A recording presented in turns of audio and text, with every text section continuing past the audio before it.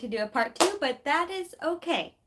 So if you didn't watch, or if you didn't catch my first live, it is still processing before it can go live. Before you can rewatch it, I had forgotten a couple of things. I thought I had them, and then I realized I didn't. So, yeah. But we made it work. We did what we could, and now we're back. So this one, I'm just going to play one hymn one patriotic. Yeah, it's patriotic hymn arrangement that I played for offertory Sunday night, and in fact, I have not played it since. So we'll see. We are going to do backstory to a patriotic hymn, and then I'm going to play some patriotic hymns out of the hymnal, and yeah, that's about all we're doing in this live now. It will not be as long as the other, but yeah. So here we go. My back is killing me. I do not have good posture, but that is okay. So here we go.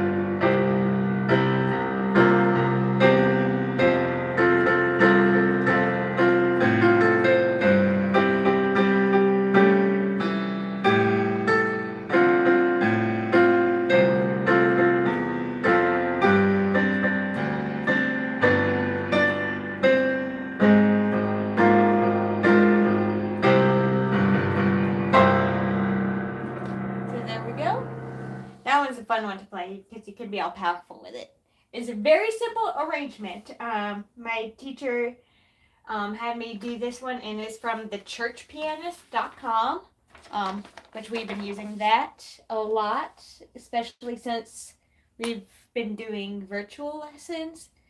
Since I started my secretarial job, and that timing kind of interferes with my original piano lesson, so we're making it work.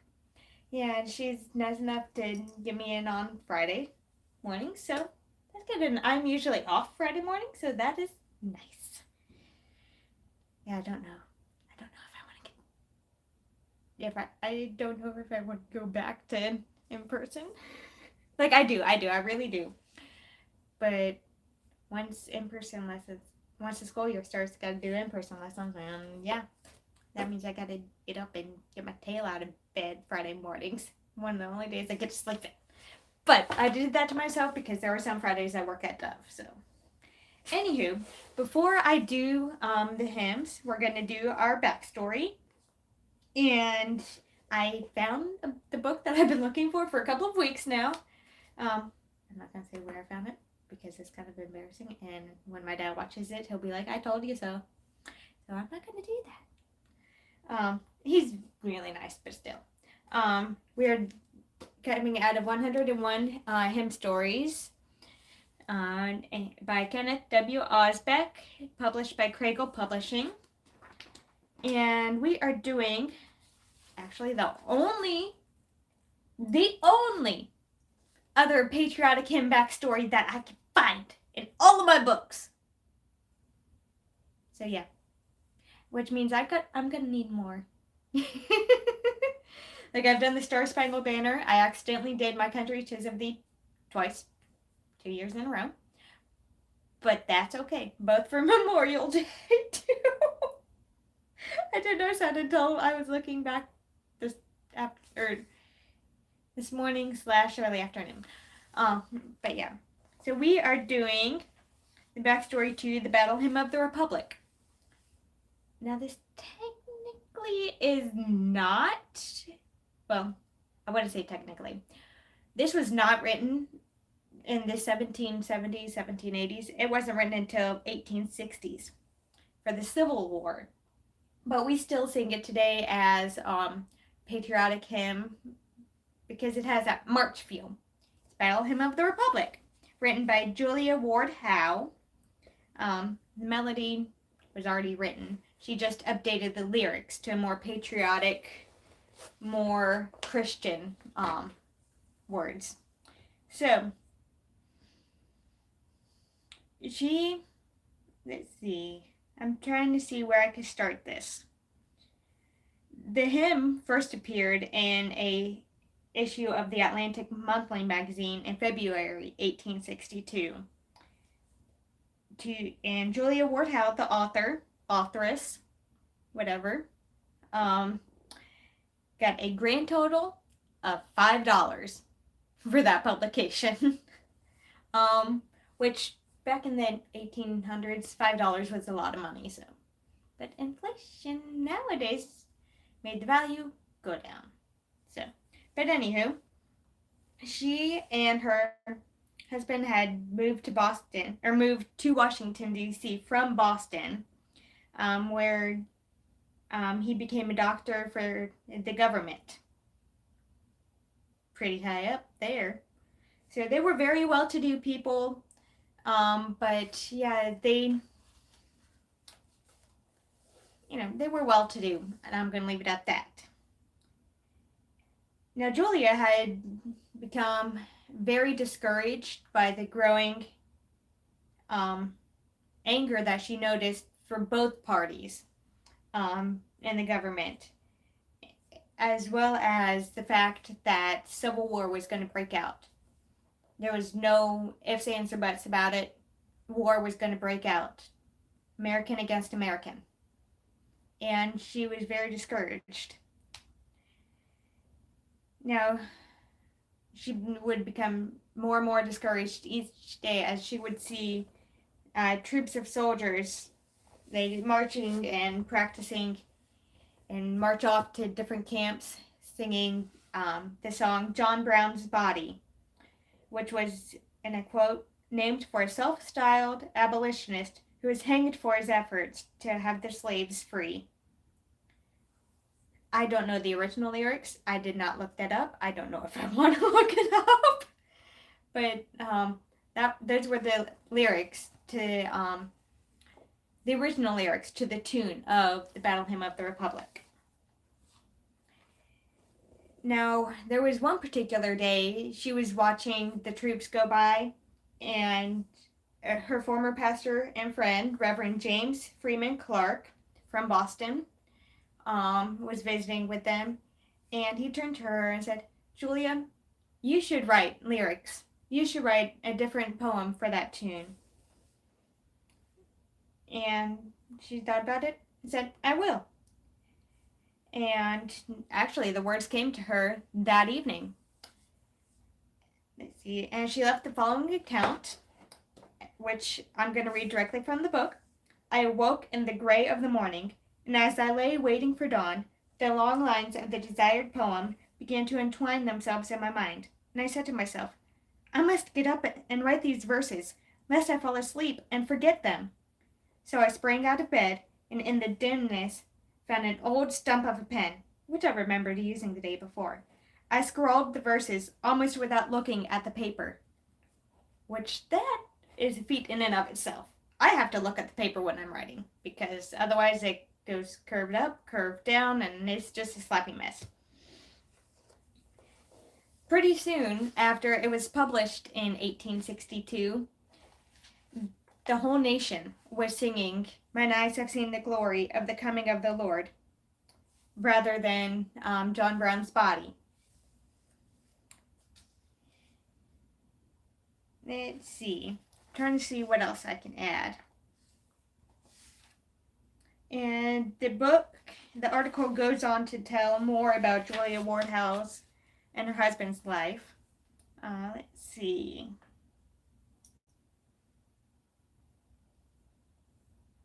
No, let's see. Oh yeah, I wanted to not record this, but to bring this part up.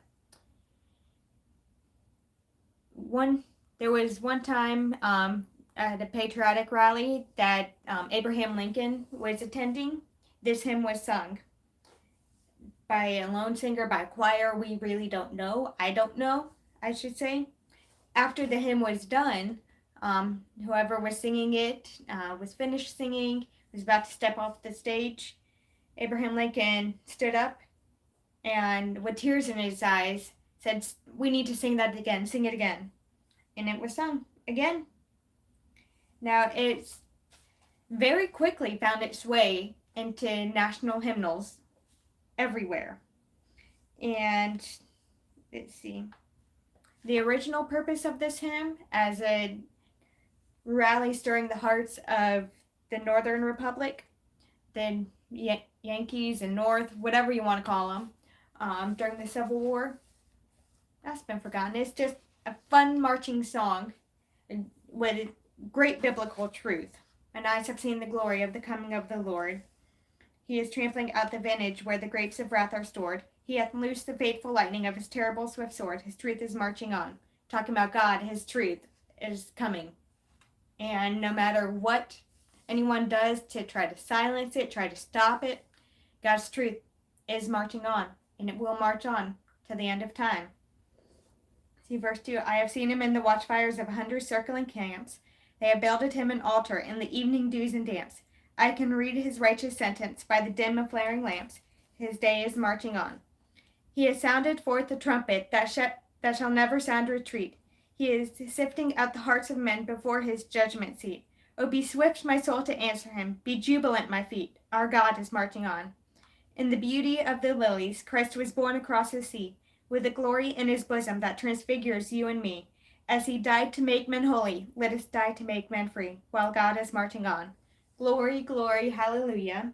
Glory, glory, hallelujah. Glory, glory, hallelujah. His truth is marching on." So, found that pretty neat. Now for the last part of our music for today. We are just going to do a medley. I believe I am doing all of the patriotic hymns, yes, that are found in my hymnal. In this particular hymnal, I have like 4 or 5. I can bring more out if you want, just let me know. And also let me know in the comments if you can hear some of my keys, my loose keys, or like there's no padding underneath. Let me know, because I can hear it. I don't know if y'all can hear it. It bothers me, and I want to get it fixed if it bothers you as well. I need to get it fixed anyway, but if there's more than just me that it bothers, let me know.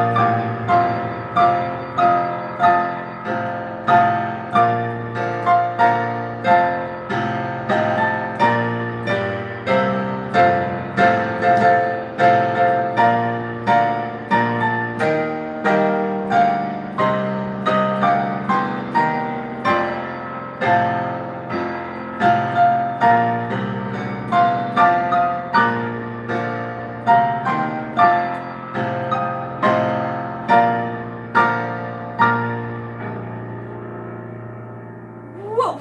I don't know where that came from, but yeah, I was coming off the bench again. When I was practicing earlier, I came off the bench. I love our national anthem, and I pretty much just have the first and last verses memorized. But the middle two verses are wonderful as well, and I don't know if I brought them up last year when I did the backstory. But let's see. The second verse to the Star Spangled Banner. On the shore dimly seen, through the midst of the deep, where the foe's haughty host in dread silence reposes, what is that which the breeze, or the towering steep, as it fitfully blows, half conceals, half discloses? Now catches a gleam of the morning's first beam, in full glory reflected, now shines on this dream, 'Tis a star-spangled banner, and long may it wave, o'er the land of the free and the home of the brave. The third verse. And where is that band who so vauntingly swore that the havoc of war and the battle's confusion, a home and a country should leave us no more? Their blood has washed out their foul footsteps' pollution. No refuge could save the hireling and the slave from the terror of fight or the gloom of the from the terror of flight or the gloom of the grave. And the star-spangled banner in triumph doth wave o'er the land of the free and the home of the brave.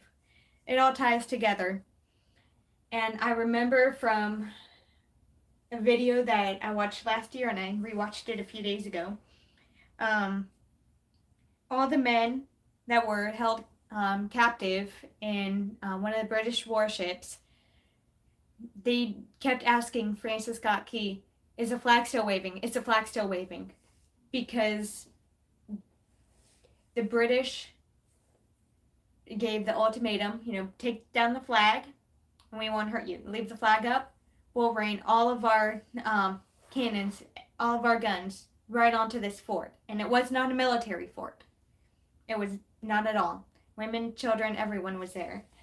And the Patriots, they chose to leave the flag up because they had a vision of what they wanted for this country. They wanted to be free and to be able to worship God as they pleased, to have free speech, do as they pleased without answering to the King of England. It is really worth looking up, and I can try to link the video that I'm talking about into the video or into the description box. Yeah, if you don't know the real history of what happened for the War for Independence, if you don't know why America was founded, please find a good history book or ask me, ask anyone. Ask me, ask someone who is strong in that, and we will be happy to share with you. But yeah, that's what I have for you today. I hope y'all have a good rest of your Independence Day. Hope you have yummy food because, tradition, have a cookout. If you're not in city limits, hope you have fun with fireworks tonight. Let me know if you're doing fireworks because that would be fun. Yeah, I had some Sunday night at church, so that was great. It was really pretty. But anywho, I will let you go. Be with your families. I can be with mine. And yeah, hope you have a good rest of your day, and I will see you next time.